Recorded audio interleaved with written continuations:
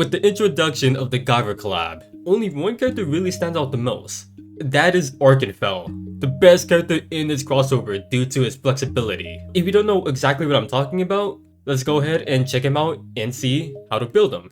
With his talent, he ignores class types and int will increase. Using a skill will not trigger a cooldown, starts with 15 stacks of energy. Casting requires energy equal to skill's cooldown. After taking action, can choose to enter the dormant state, where he's unable to attack, move, or use skills. His HP gets reset, meaning that it stores him to full whenever dormant gets removed and gains a certain number of energy depending on his star level. That all lasts for one turn. These effects ignore his immunity and cannot be dispelled. Able to spam without a care in the world, as long as he's able to meet the required energy stacks, depending on the cooldown, which it is very easy to burn those stacks more than you realize. With the Mastery Stones, we want HP, int, and defense for an armor and headwear. The last two, weapon accessory, HP, int, and skill. Or you can do HP, int, and defense for the accessory, if you care more about survivability. Same thing with the Arena Stones, either go with defensive or offensive set, whichever you prefer. His best soldiers will be the Dead Gunner to deal with flyers, Batmage as strong attackers who can apply debuffs like magic defense down before battle, which are better than the sorceress, because you can get stuff like magic defense down like I said before, even something like attack and int down. Of course, if you don't have these guys upgraded, then sorceress is fine too. Then you got the Crystal Warlock for the survivability. His best weapon will be the Miracle Staff for AoE focus. Red Moon is a great choice for flexibility in the stats. For the armor, Tenuous is your only good option. The mages don't really have like the best choice. Even Nebulous Robe is fine for the huge HP chunk. Then Galaxy Robe as a last resort. His best helmet includes Star Crown for more damage potential. You got Tenuous, Glory, some support options are Electric and Earmuffs, then Dark Crown as your last best equip. With the accessory, Rodol's Rose is not bad to have a chance to dispel one buff whenever attacking. Or you can use Holy Ring, which is a great situational accessory for him, so that he's immune to being silenced. So that way he isn't interrupted from going to sleep to get more of those energy stacks. As for enchants, Breeze for the mobility or Magic for more damage. His best enchant stats will be HP, int, and magic defense, and HP, int, and skill for the accessory. Like always, mainly aim for HP and int, since getting the perfect enchant is very expensive. Alright, so hopefully you guys have an idea on how to build your Archanfel.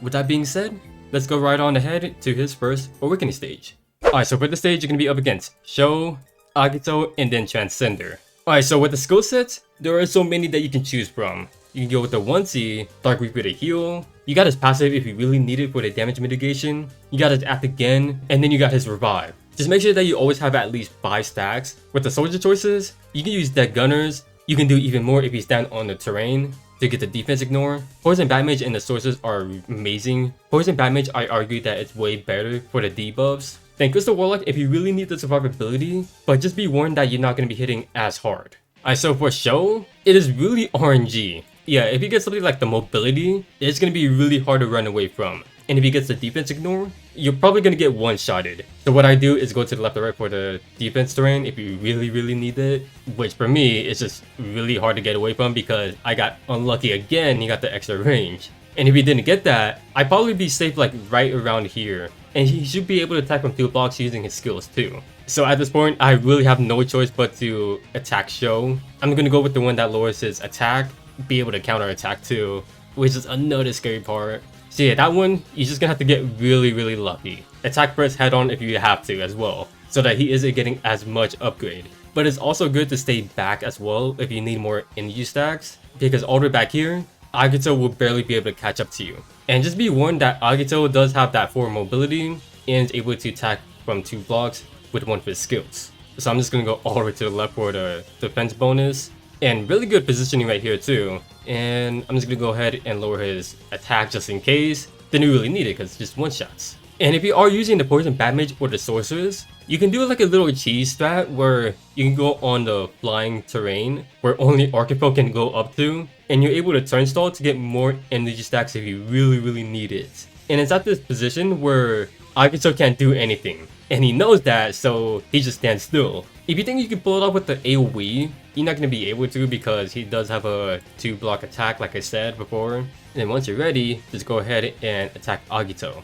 And then with the Transcender, he does have all AoEs that attack from pretty good distance, 6 blocks. Another skill that reaches 5 blocks around him. So yeah, make sure you're positioning, make sure you're counting right if you really want to avoid his attack. As for me, I'm gonna try to see what I can do. I was hoping for a breeze so I don't really have to worry. So I'm forced to count. Let's see if he stands right here.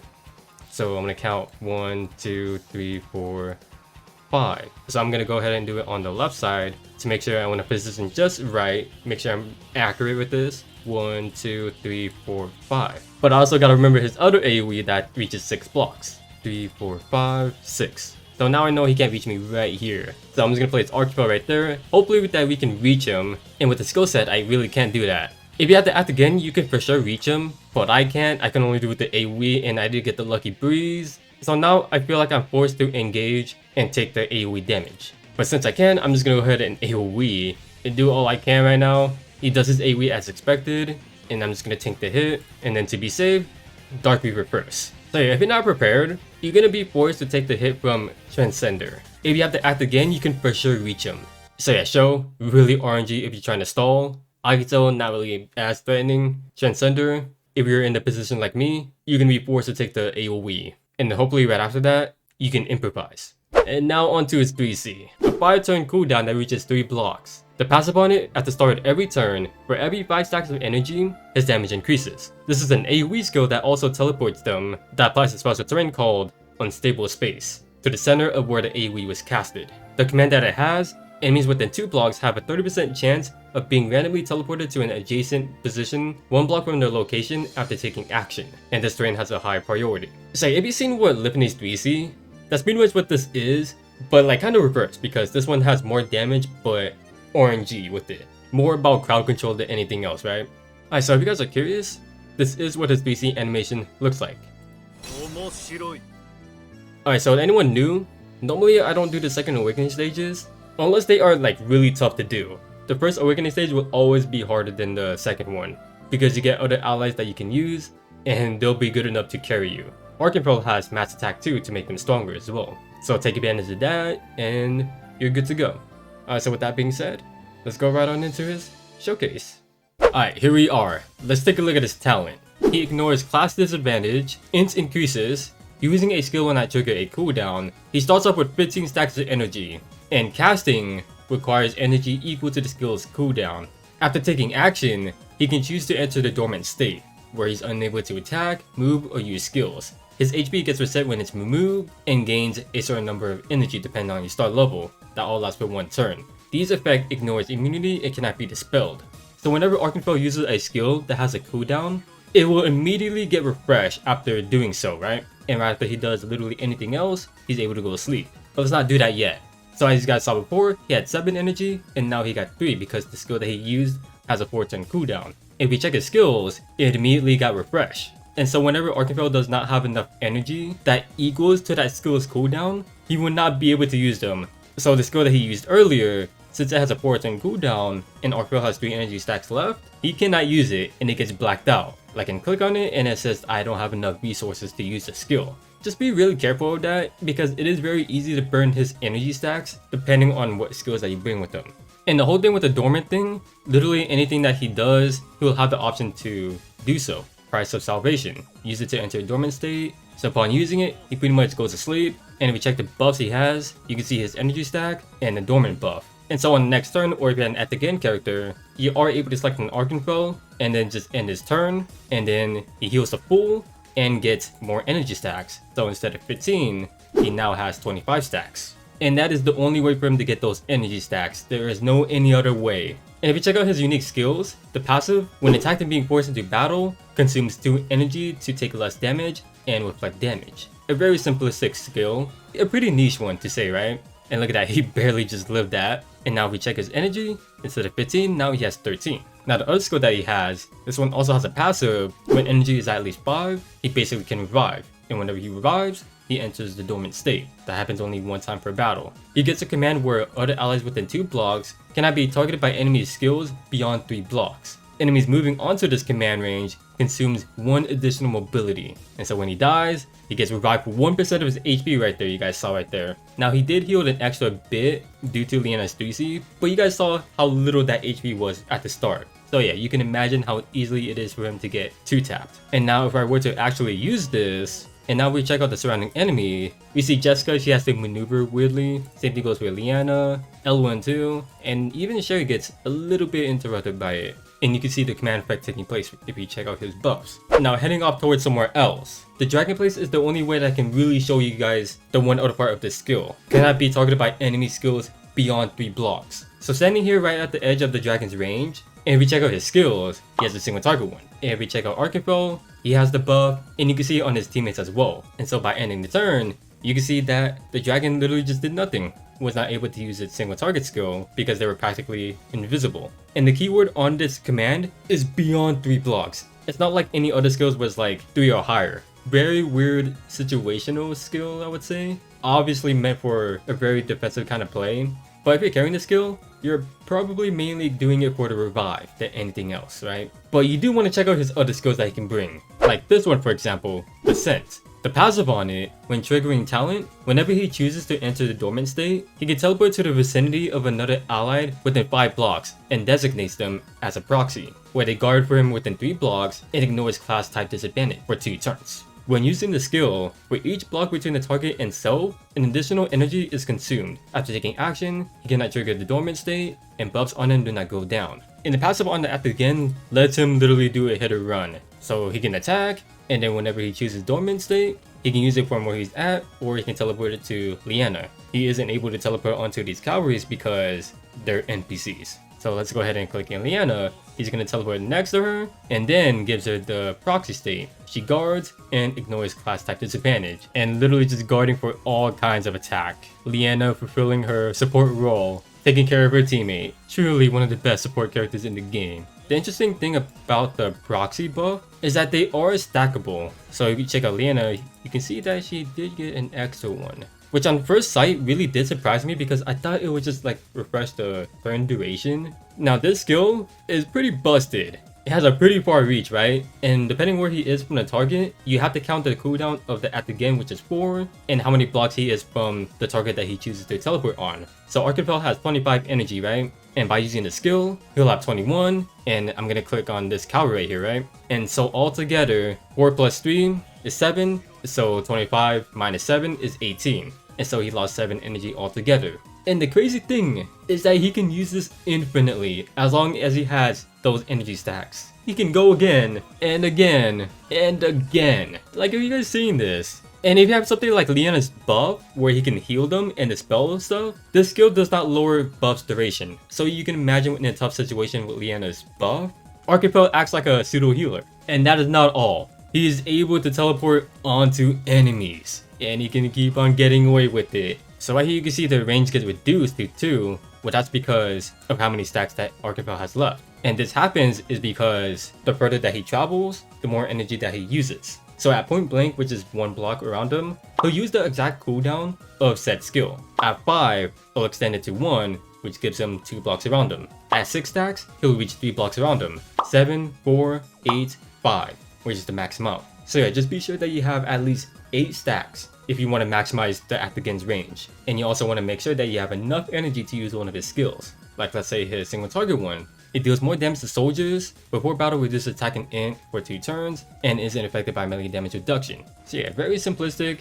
Just basically, he's able to do more damage while at the same time lowering the enemy's offensive stats. Onto his last skill, the 3C. The passive on it, at the start of the turn, for every 5 stacks of energy possessed, his damage gets increased up to a maximum of 40%. It's an AoE that teleports enemies and also applies a special terrain that lasts for 1 turn at the center of where he casted the skill. The command of it, enemies within 2 blocks have a 30% chance of being randomly teleported to an adjacent location 1 block from where they're already at, which has a high terrain priority.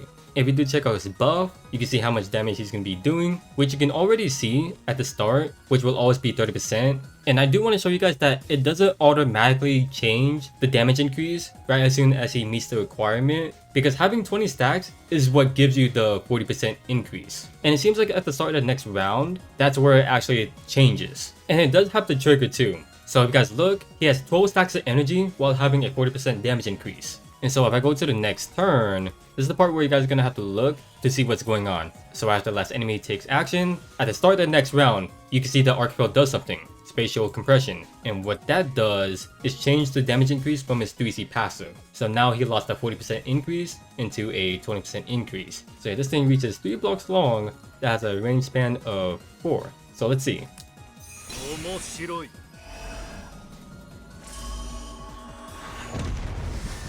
Pretty cool, and you can see that they randomly just teleported to what looks like the span of that AoE skill. You can see it dispels your terrain, unstable space. Enemies within 2 blocks have a 30% chance of being randomly teleported to an adjacent location 1 block from the position after taking action. Now see that? It's very similar to Lippine's, same thing goes with Jace's AoE skill, but they're all very different. See, Archanfel is more RNG based, Lippine is guaranteed as long as they're on it, while Jace is the better one because it mitigates their movement, while at the same time also teleporting them around that terrain, which gives them a much more harder time of getting away. It's more about crowd control, right? You basically do it to group them up to allow a much easier follow-up attack for an AoE, or maybe try to slow them down if you are able to do that. So yeah, I wouldn't say it's a very good one, even though he can literally just spam it. Definitely annoying, but not as annoying as Jace. Jace does it way better since it's actually harder to get out of it.